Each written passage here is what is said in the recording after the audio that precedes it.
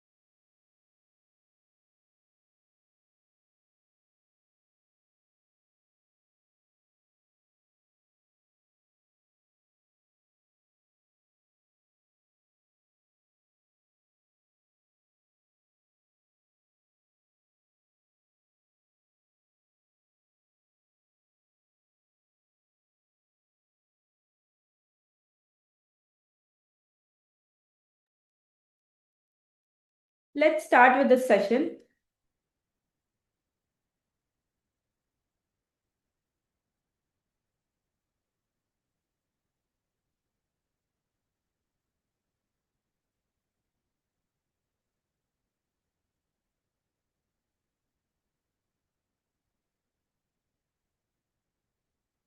Hello and a very warm welcome to all the participants joining us today. Welcome to this comprehensive masterclass on the newly enacted Maharashtra Cooperative Society Amendment Rules 2026.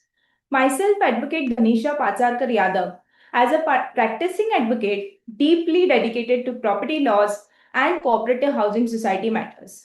I have actively handling both routine administrative issues and the complex legal disputes within the societies over past 6 years. Currently, I serve as the legal head at Society123. So, Society123 is a premium management firm that oversees over more than 350 housing societies across Mumbai.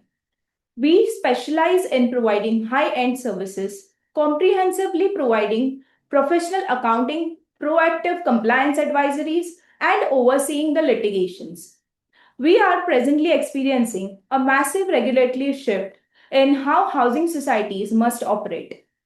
The primary purpose of today's webinar is to provide you with exact statutory insight, practical risk mitigation strategies, and the critical procedural updates you need to ensure your society remains fully compliant and legally protected with.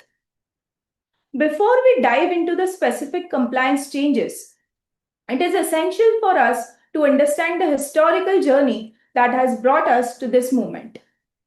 The original cooperative framework MCS rules was drafted and released way back in 1961. For over 6 decades, treating a modern high-rise tower in Mumbai the same as a rural farming cooperative caused a lot of internal disputes. Recognizing the urgent need for modernization, the state government introduced a comprehensive draft proposal in April 2025. What followed was a rigorous period of extensive discussions, debates, and critical revisions amongst the regulatory authorities, legal experts, and the housing federations. Today, we have the fully approved and published MCS Rules 2026, which officially came into and legal effect on 18 June 2026. This is not just a routine administrative update. It is a complete evolution of our cooperative field that every committee, member, and the resident of societies must master. So, we are here with a master session of MCS Rules Amendment of MCS Rules 2026. Let's go ahead. So this session would be divided into three segments. Let us establish the foundational context before diving into the specific rule updates. For over 60 years, housing society across Maharashtra operated under the generalized framework of the original MCS rules 1961. To put it in the layman's term, old framework lumped residential urban housing societies together with the agricultural credit agencies and the rural factories, sugar factories, and along with it, the spinning mills. Naturally, the administrative needs of a modern high-rise tower in Mumbai are vastly different from a rural farming cooperative, yet we were forced to use identical baseline rules. For the legal professionals here attending the session, you know this mismatch resulted in endless internal disputes, conflicting court rulings, and constant lack of clarity regarding what a managing committee could legally levy, spend, and enforce.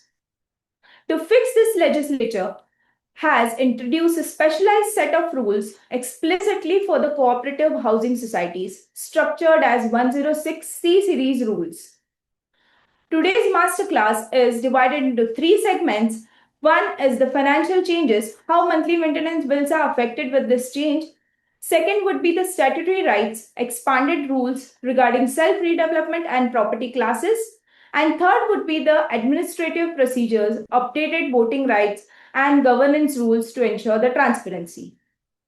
All the three segments will be supported with a compliant action that the managing committee members must take. Attending this webinar, the managing committee members are provided with the compliant actions.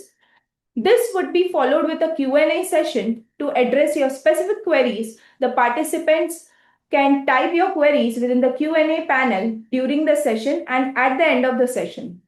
And of course, your participation in this webinar will be rewarded with an e-certificate.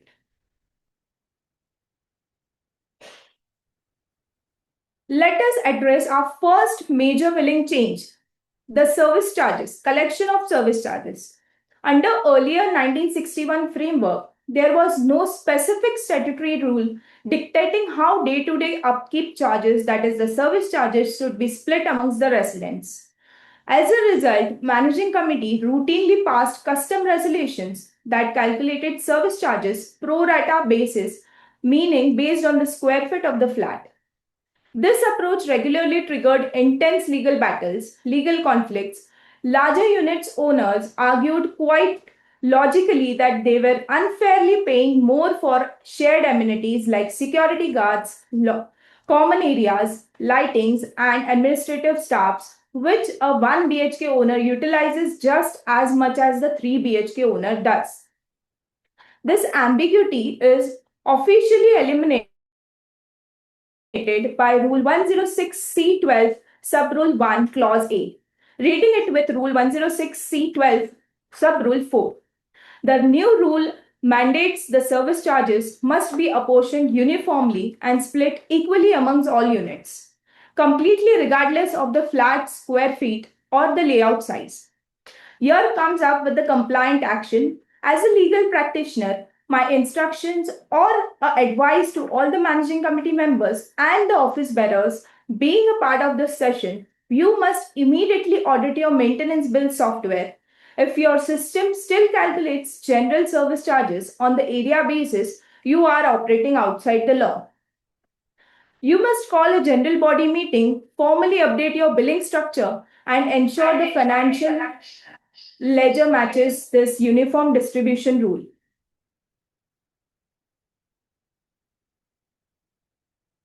Next, we move to the water utility billings, that is, the water charges, which has long been a major source of conflict, especially in high density housing layouts. Under the older system, the societies would simply take the municipal water invoice and either split it at a flat lump sum per unit or bundle it entirely into a general maintenance bill. Think about why this is unfair.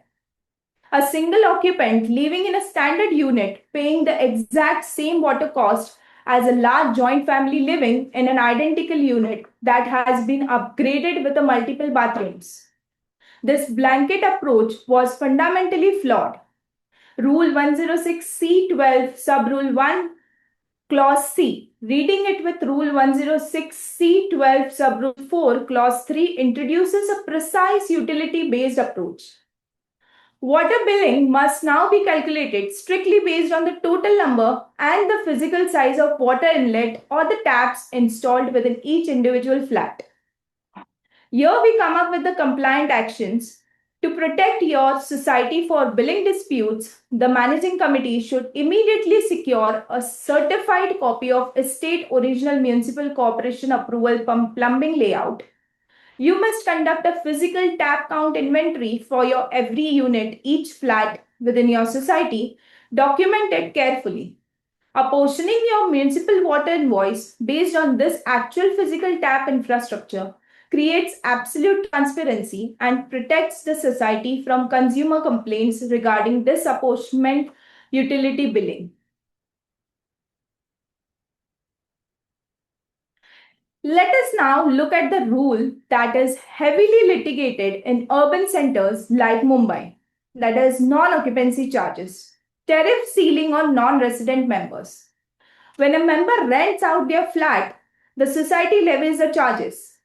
However, under 1961 rules, there was no dedicated statutory rule built directly into the rule book governing this.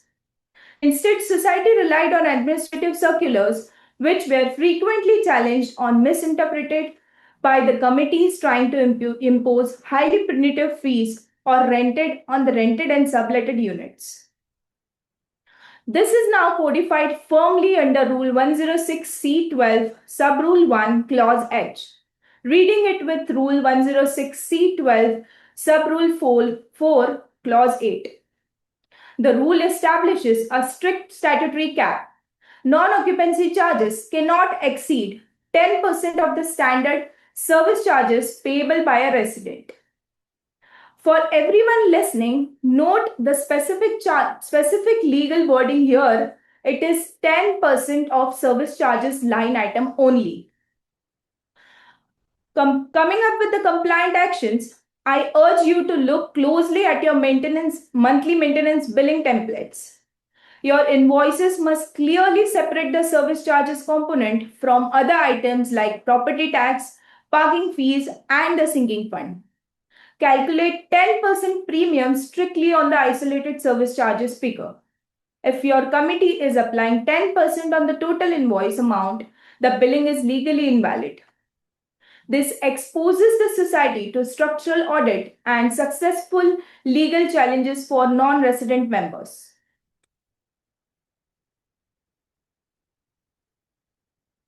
Let's transition to slide 6, which deals with interest statutory caps on default penalty interest, that is, interest levied on delayed payments, defaulted payments.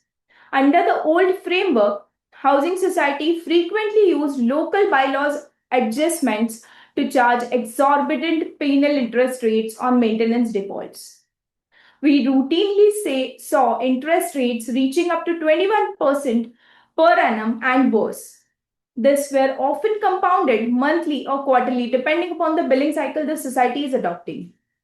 Rule 106C12 Subrule 1, reading it with Clause 6, and Rule 106C12 Subrule 4, Clause 6 puts a firm and absolute end to this practice.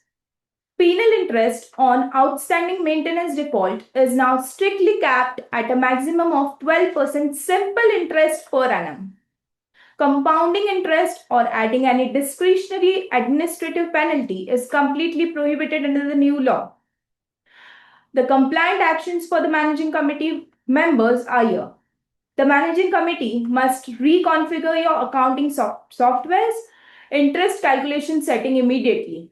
If your system is still applying older compounding methods or exceeding 12% limit as capped by the new rules, your billing is legally flawed. Levying interest above the statutory ceiling will lead to summary dismissal of your debt recovery application when you attempt to file for a recovery certificate before the assistant or the deputy registrar under section 154B29.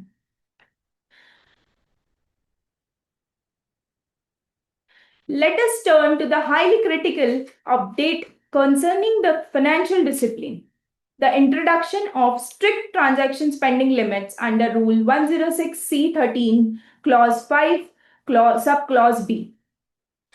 So this sets up the managing committee spending limits. Under the older system, the rules gave managing committee very broad financial discretion. This allowed them to sign off on expensive repair projects without absolute pre-transaction limits, as long as the total fell within a vague annual budget. The 2026 rules replaces this ambiguity with clear mathematically defined limits on single maintenance disbursements based on the size of the society. So up to 25 units, a society up to having units up to 25, the maximum transaction cap spending limit is 1 lakh rupees, which can be passed with managing committee resolution. Units with 26 to 50 units, societies with 26 to 50 units, the cap is 2 lakhs. Society with 51 to 100 units, the cap is 3 lakh. The societies with 101 unit to 1000 units, the cap is 4 lakhs.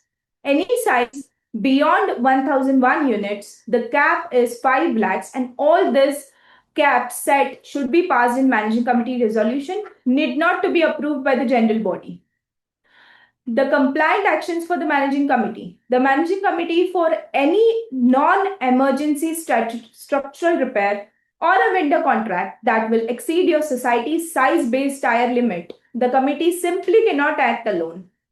They cannot pass these expenses in the managing committee resolution. You must call for an SDM and obtain formal financial sanction from the members before signing any work order. Exceeding the statutory spending cap without prior general body approval leaves the committee and its members personally liable for the expenses through state-initiated surcharge proceedings.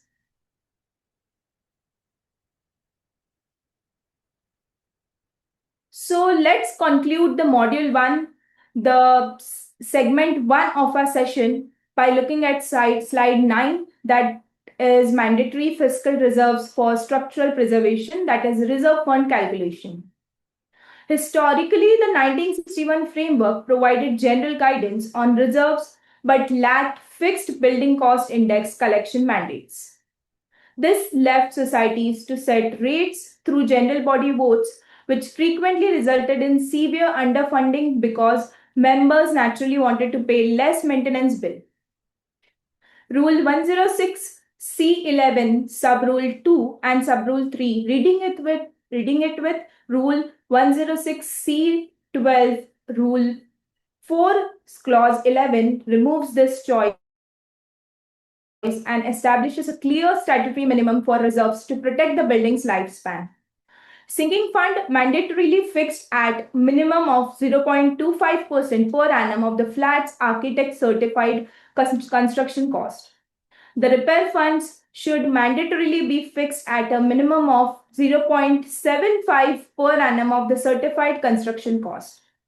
The managing committee cannot calculate this reserve lines using arbitrary monthly figures or the current market value of the property. The managing committee must locate the society's original building construction valuation certificate and obtain a detailed assessment from a licensed structural engineer. You must calculate your reserve collection against that original structural cost baseline to ensure your long-term maintenance funds are legally compliant and well funded. To implement these changes, the managing committee must call for a general body to pass a resolution in this regards.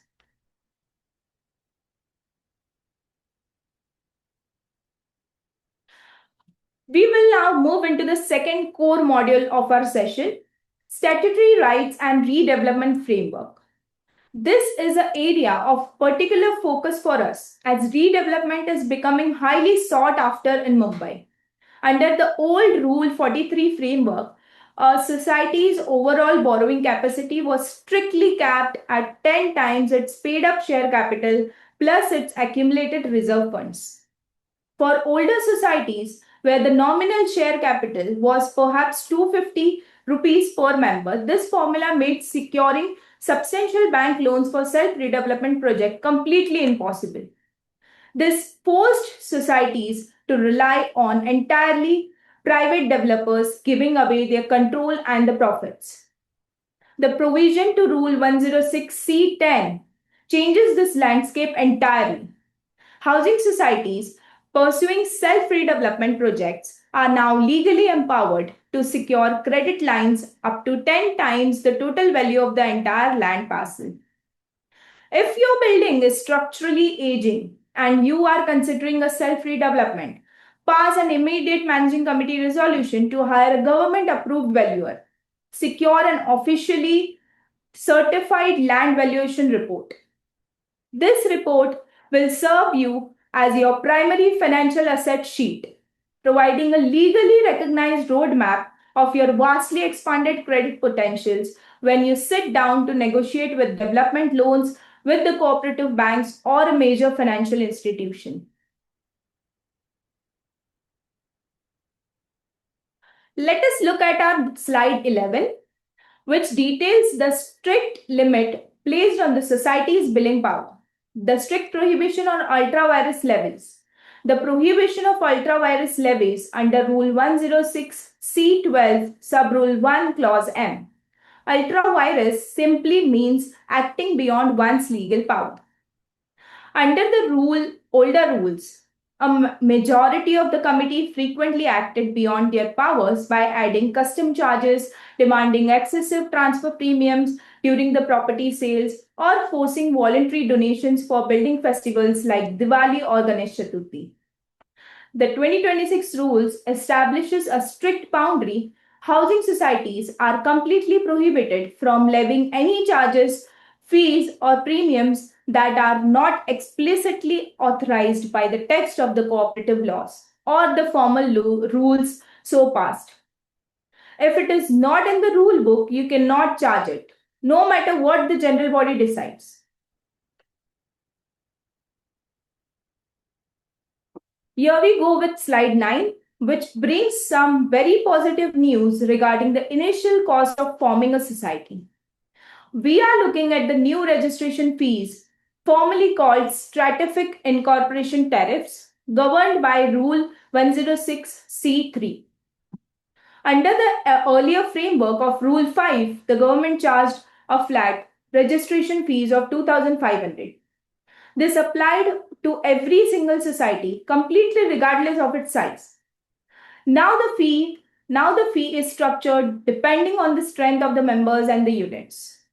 However, for a small building with just 10 to 15 flats, this uniform flat rate creates a heavy and unfair financial burden right at the start of their journey. The new 2026 rules completely fix this imbalance. The government has introduced a progressive fee structure, meaning the registration fees now scale according to the actual size of your society.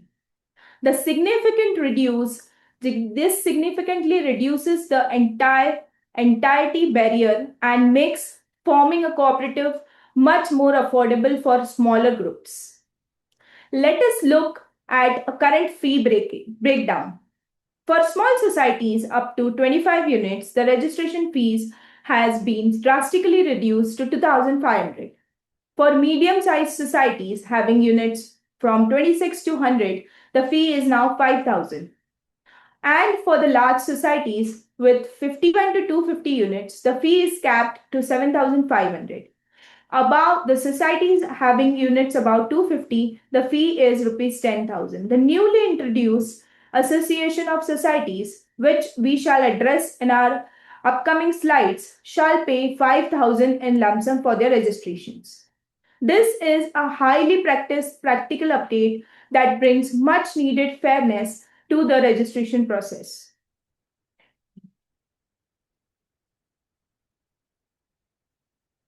We will now begin with our final module, Administrative Procedures and Democratic Governance. Let us look at our slide 13, which provides a major update for succession mandate management, interim enfranchisement of legal nominees, provisional membership, what we call, of a nominees under Rule 106C 6, Sub-Rule 1, Clause A. Under the older Rules 30 framework, we as a primary member,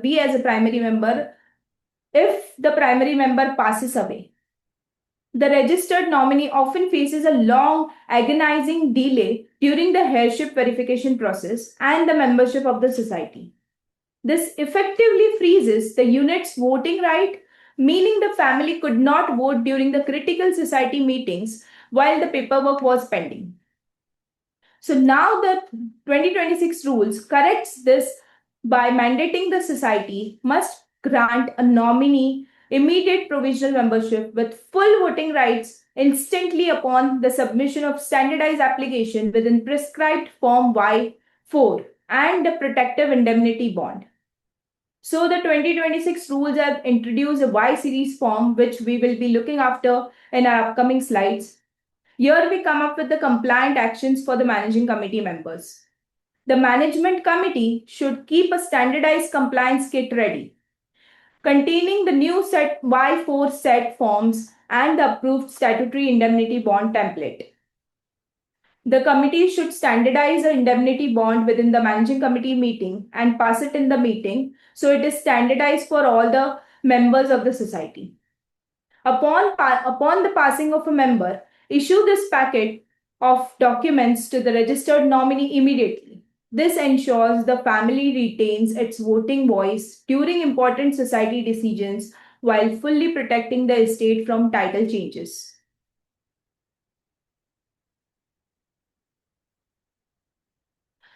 Let's address an important structural update, the formal expansion of property classification under Rule 5, which amends the historical Rule 10 Sub-Rule 1 Class 5 definition. Previously, purely commercial business complexes, retail layouts, and industrial estates operate in a largely gray area. This was because the baseline housing rules focused almost entirely on the residential properties. The 2026 amendment update formally integrates the premises society under Class 5. This simply means that purely commercial layouts now have explicit legal parity with residential housing cooperatives, bringing them fully under the protection and regulation umbrella of Chapter 11B. Simultaneously, Rule 5 introduces the formal categories of Cooperative Housing Association and the Association of Societies for larger federations.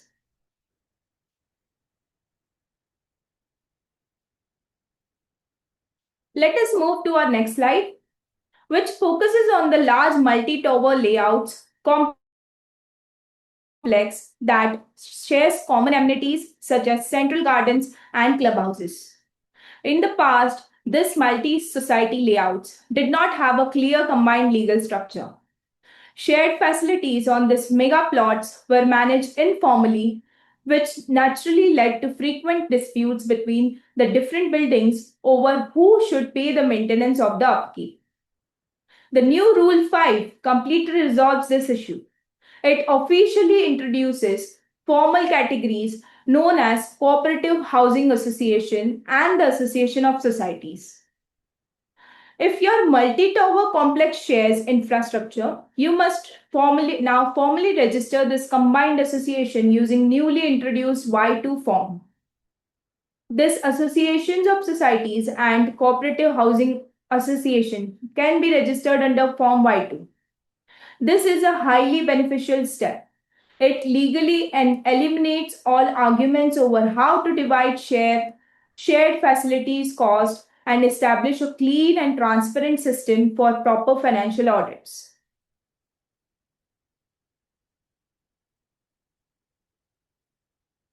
Now comes to the very interesting part. Let us examine the car parking fees and its allotment.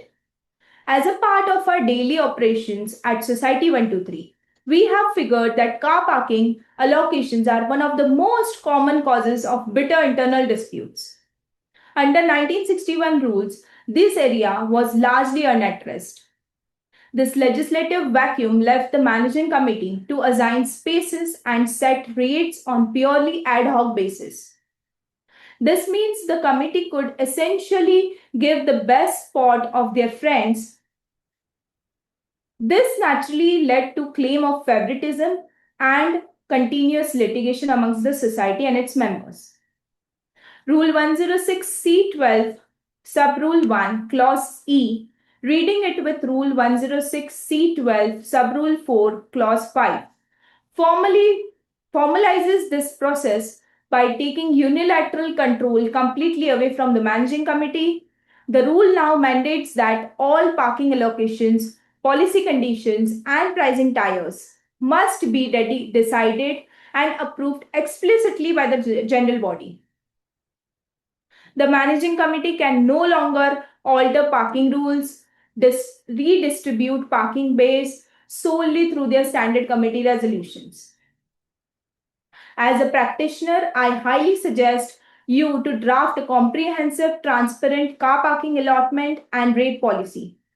Table this policy as a specific agenda in your upcoming AGMs or call for a special general body meeting to ensure proper democratic rectification and documentation is done. Documenting this approval is your official minutes is in your official minutes is the only way to protect committee from individual legal challenges before the cooperative courts dealing with the car parking and its allotment.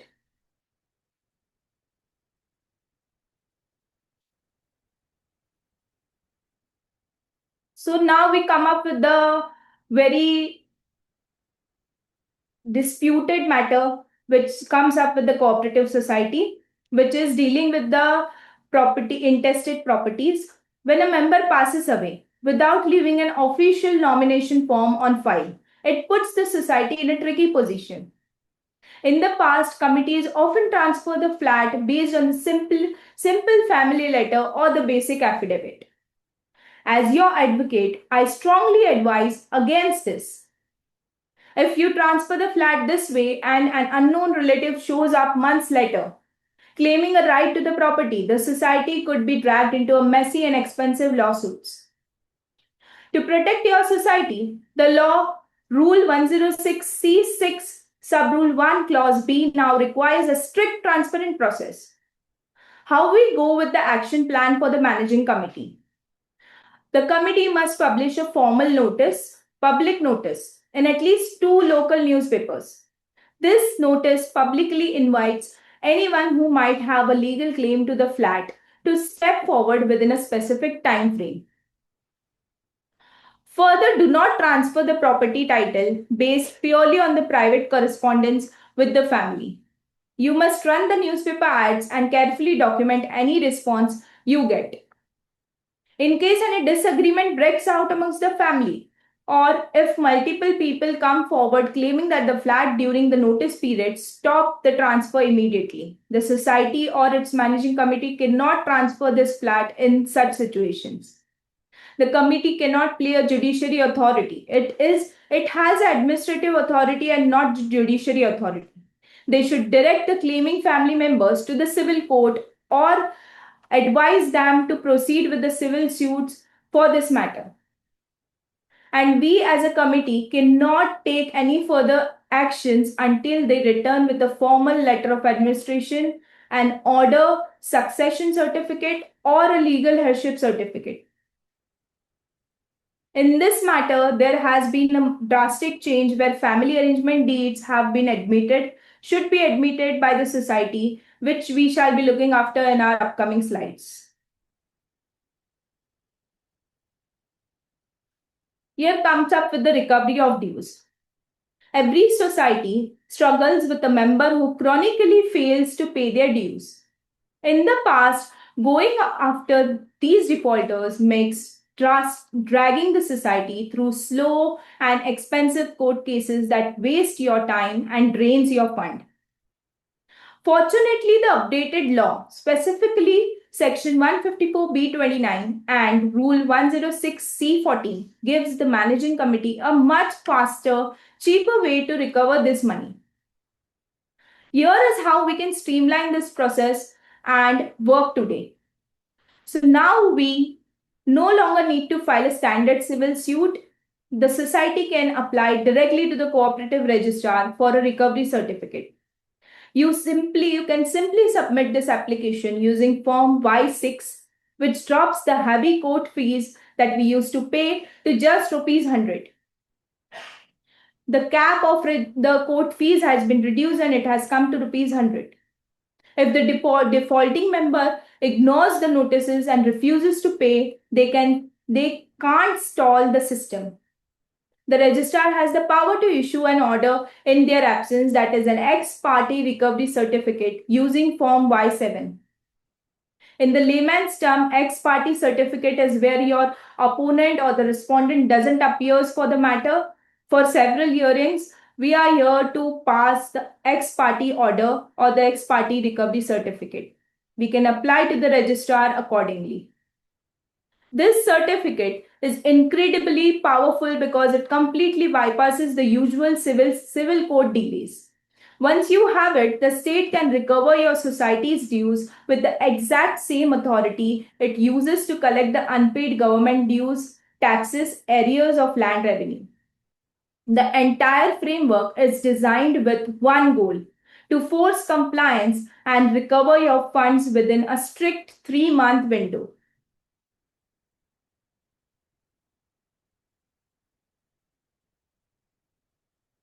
Virtual convening of special reconstruction assemblies. Rule 106C13, Sub-Rule 3, Clause B and Clause I. Traditionally, an official general body decisions required physical assembly, manual signatures, and in-person attendance check-ins, which created problem for the residents who are abroad or living out of town.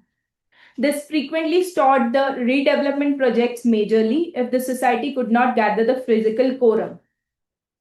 This 2026 rules formally legalizes the conducting critical redevelopment meetings via video conferencing platforms. This is a subject to strict governance protocol.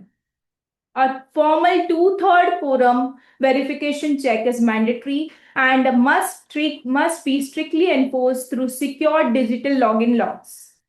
The entire digital proceeding, including the login, the timestamps, user identification metrics, and the location logs, must be recorded and archived securely. Do not run this virtual. I, as an advocate, would advise do not run this virtual meetings on casual, unverified free video accounts. Invest in a secured corporate video conferencing platform that generates detailed, uneditable logs report. A complete copy of the video archive must be stored safely by the chairman or the managing committee members, and an identical copy must be filed with your jurisdictional assistant registrar.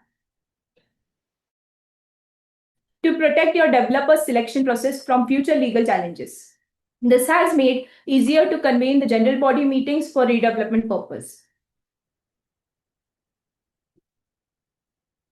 Last but not the least, to wrap up our administrative review, let us look at the completely modernization of society paperwork. First, the controversial active member distinction has been completely removed from rule matrix. Previously, if you could not attend meetings, you could lose certain rights. Now, every single flat owner holds full voting rights and the right to contest committee elections regardless of their past AGM attendance records. The new rule have come up with the streamlined housing specific Y series form. Additionally, all societies must now strictly maintain and update their master membership record, while Rule 20A and 20B have been repealed to eliminate unnecessary paperwork and simplify annual filings. Finally, in a move towards professionalization, societies are now legally required to ensure their committee members undergo annual governance training program, education training program through state notified cooperative institutes to keep pace with this constantly evolving legal standards. As discussed priorly regarding the family arrangement transfers, in case where the member has passed away and have left no nomination paper on record and there have been no other claim than a single legal heir or two of the nominees or two of the legal heirs, the legal heirs can execute a family arrangement deed, a registered family arrangement deed, and submit it to the society with the prescribed set of forms issued by the federation authorities. And based on it, the family arrangement deed can be taken on record and the society can transfer the shares of the deceased member.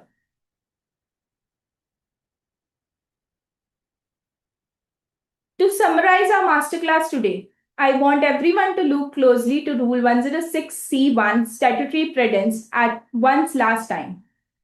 To sum it all up simply, the government has made it very clear that running a housing society is no longer about a guesswork. From now onwards, everything your society does, whether it is a daily management, collecting maintenance bills, or recovering pending dues, must strictly follow the Rule 106C series. At Society123, managing over 350 and above housing society across Mumbai has shown us that adapting to new laws can be difficult for any committee. To make this process smooth, our daily management operations are backed by our own internal legal group and the professionals. This team constantly guides the society we manage through the latest amendments and the cooperative legal framework.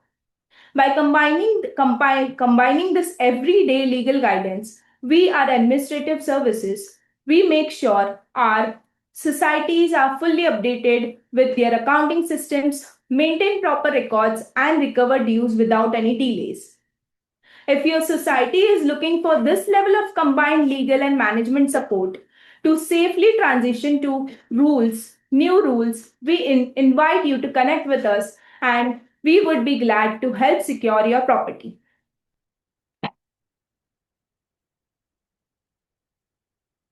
Thank you for your valuable time, your intense focus, and your commitment to raising governance standard across Mumbai's cooperative sector. I will now be open to the sessions to our interactive forum. Please type your questions into the webinar Q&A panel and I would be happy to address them step by step.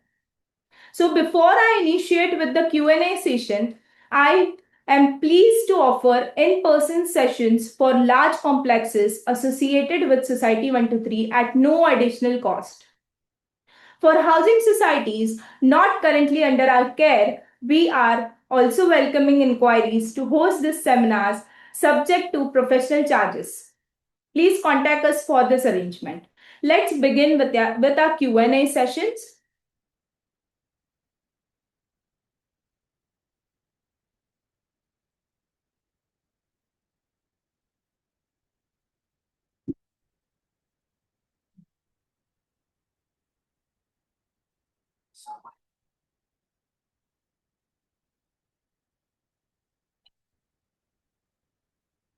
So here we go with our first question. Our society passed a general body resolution back in 2021 to calculate service charges based on flat square feet. Does this 2026 amendment automatically nullifies our old resolution or can we continue until someone objects? So the short answer would be yes.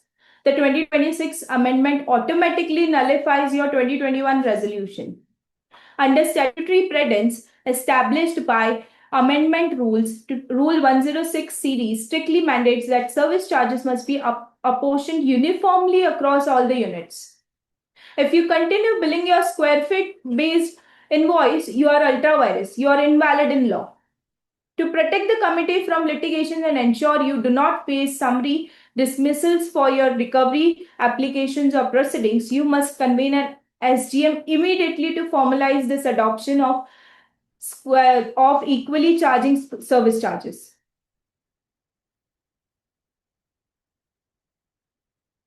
So next question is, we are a mid-sized society of 80 members.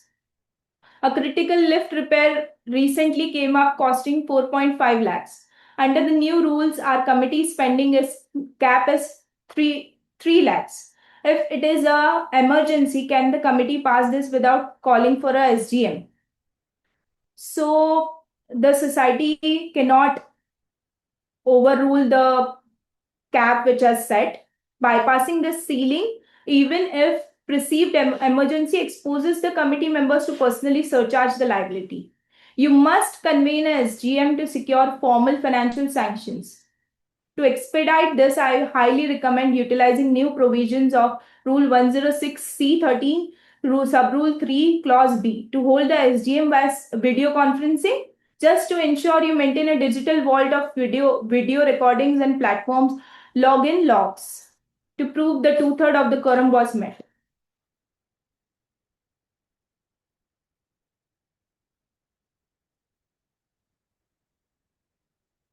Next question is, my father recently passed away. I am the 100% registered nominee on Form 14. The society is demanding I bring a succession certificate before they let me attend the upcoming redevelopment meeting. Is this correct? The society is acting on an outdated legal interpretations. The historical delays caused by Rule 30 have been eliminated now. Under Rule 106C 6 Subrule 1A, the society is legally mandated to grant you an immediate provisional membership along with full voting rights. All you require is to submit the set of prescribed Y series form introduced newly in the 2026 amendment rules. They cannot infringe you or demand a succession certificate if you are legally registered nominee. Submit these documents immediately with an acknowledgement and you are legally entitled to participate in the redevelopment meetings.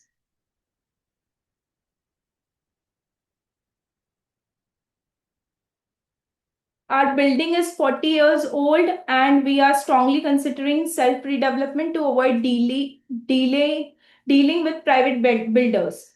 However, our society reserve funds are quite low. How does the new amendment helps us secure a bank loan? This is arguably one of the most empowering financial reforms in the new rules. Previously, a society borrowing limit was strictly tied to its paid up capital and the reserve funds, which effectively blocked older societies from self redevelopment. Under the revised rules, a society opting for self redevelopment is now permitted to borrow up to 10 times of its land value. To unlock this expanded credit line, the managing committee must engage an empaneled bank valuer to assess your land current value. The valuation serves as a new baseline sheet, providing the substantial financial leverage required to undertake autonomous reconstruction without relying on the private developers. Our tower is massive tower township layout with 5 other independent societies. We constantly argue over who pays for upkeep of the shared clubhouse. Does this 2026 amendment offer a legal solution to manage this? Yes, definitely it provides a definite structural solution. Managing shared infrastructure through informal arrangements between independent towers is exactly what caused this endless disputes. The amendments to Rule 10 formally organizes new classes of societies, that is, cooperative housing association of societies. If 5 or more of your housing societies or legal entities shares a layout, they can formally register an association of society, and this must be duly submitted with newly designed Form Y2. by formally registering this macro tire body. Um, I own a shop in a purely commercial complex. Our committee claims that because we are a commercial entity, they are not bound by the standard housing society billing rules. Are we protected under this amendment of 2026 rules? You are fully protected, yes. Under Rule 10(1) Class 5 framework, commercial premises operated in legally gray area as we discussed. The 2026 amendment permanently resolves this explicit premises society introduction into the statutory classification. The government has formally recognized that commercial establishment and shops functions as an integrated part of cooperative societies under these rules. The committee must adhere to the transparent billing practices, strict spending caps, and absolute 12% cap on the default interest. The society consists of residential flats and commercial shops. Can the committee charge different service charges solely because some units are commercial? No. The committee cannot charge different service charges solely based on the property type. Rule 5 purely says commercial units are now formally integrated under the residential housing regulatory umbrella as premises society. This integration means that commercial shops and offices are governed by the exact same strict statutory billing protection.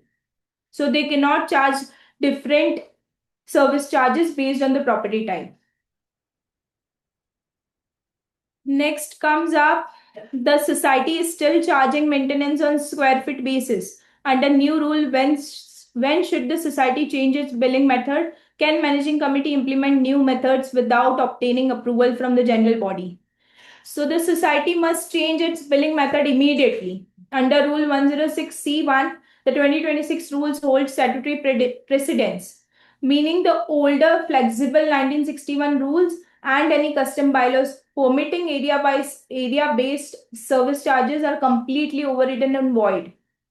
The managing committee cannot implement the new methods entirely on its own, while the committee must initiate the software capabilities to stop violation. Rule 106C12, Subrule 1, Clause E, and the General Governance Principle dictate that the actual adoption of revised financial ledger templates must be placed before the general body. The committee must convene an immediate general body meeting, be it the upcoming AGM or an SGM, to pass an official resolution standardizing and rectifying the updated uniform ledger. This step officially records that the change in the society minutes and completely insulates the office bearers against the defaulted challenges. Under new rule, from which date should society reduce the interest on overdue maintenance charges to 12% per annum? So the amended 12% per annum has a retrospective effect. Societies must reduce the default interest rate to maximum 12% simple interest from the exact date the notification was officially published and came into force. Because this amendment rules carries immediate statutory precedence over all housing societies, the 12% ceiling applies directly to all the interest calculation generates on or after operational date. Any interest applied to delayed payments at an older rate, that is 18% or 12% compounding, on bills generated after the effective date is illegal. Your account team must instantly adjust your billing engines to remove compounding interest or cap the default 12% simple interest. Failing to do so will freeze your recovery avenues or the applications filed with assistant registrar or the deputy registrar. Looking after more of the questions, one of the member has lost their original agreement. Now, same required for deemed conveyance and redevelopment. How can the member get a copy of original agreement? The original was not registered. So, if the original was not registered, this is a very complicated matter. So, you'll have to approach the prior member or the owners of the flat. You'll have to go for the adjudication of the property ascertain the value of the property at that time, pay the stamp duty, and pay the penalties, whatever would apply, make the adjudication process much easier so that the penalties and the charges applied must be reduced, and then go ahead with the deemed conveyance and redevelopment matters. Since when is the 12%? So this is already addressed. Will the provisional member name be recorded in the share certificate, I register, and the other statutory registers? No. As per the newly amended rules, the provisional member's name is not to be recorded on the share certificate. It explicitly says the provisional member's name is not to be appeared. Are I, J, and other statutory registers to be redrawn even for past years? It depends on the condition of the registers. If they are the condition of the registers are too bad, you can definitely redraw or remake it for the several past years. If it is not the case, you can continue with the registers. The provisional member and their names on the registers effective prior to this amendment will stay as it is. Will this PPT be shared with the participants for reference? Maybe we will be sharing this PPT with you guys, or the content of this PPT would be shared. Your contact details in case our society looks for the support. So for the contact details, you must contact Society123 to get the legal guidance with regards to society and their complex matters. Can cultural festival contribution be collected? So cultural festival contribution cannot be collected as it is outside the cap of the latest amended rules. So whatever is within the cap of the amendment rules is what the society should follow. A society has two agreement for 3 BHK flat. How many units sold should be counted for service charges? One or two?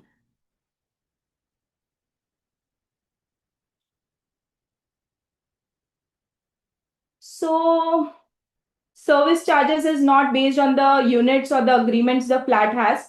It is based on the common services the society is offering. So service charges is not based on the flat.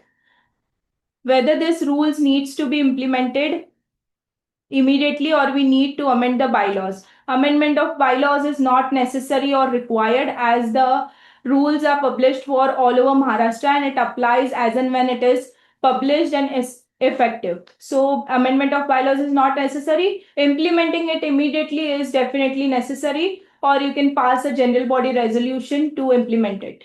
Whether all AGM, SGM, MC meeting needs to be online. Right now, the GR or the amendment has come for the redevelopment meetings, the general body meetings in relation to the redevelopment purpose. So for the MCMs, there have been a GR which has been published during the COVID periods and no withdrawal of this GR has been issued. So for the MC meeting, you can definitely refer to the particular GR. How will the attendance be calculated for online AGMs or SGMs? The attendance would be calculated as per the participants list, and they can vote or they can drop their attendance in the chat box, whatever is convenient. And the society is required to maintain the logs and the attendance list or on a validly and duly registered platform. Is there any changes in notice period for holding SGM to 14 days and SGM with shorter notice not allowed? So there is a change for SGM to be holded for a redevelopment purpose. Earlier it was a 5 days cap and now it has been changed to 14 days. So if the matter is regarding redevelopment, you would definitely issue a notice 14 days prior to the general body meeting. So referring to the time constraints, we would be addressing rest of the queries or the questions on the email within 48 hours. So stay tuned for our newly or other sessions to be published with regards to the housing society and its matters. Thanks a lot.